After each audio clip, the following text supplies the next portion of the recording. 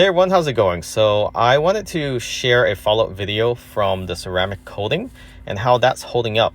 And the ceramic coating we applied to this Model 3 is from Avalon King.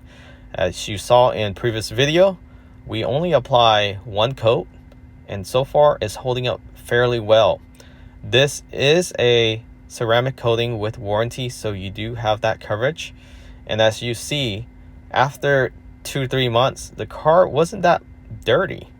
It maintained its cleanliness, and even after washing off, everything still beats off.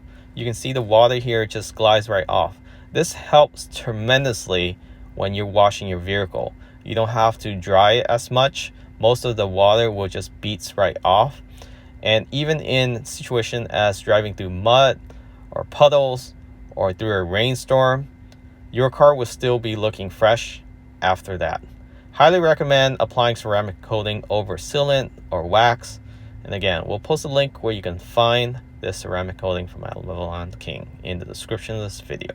Catch you all next time. Remember to subscribe.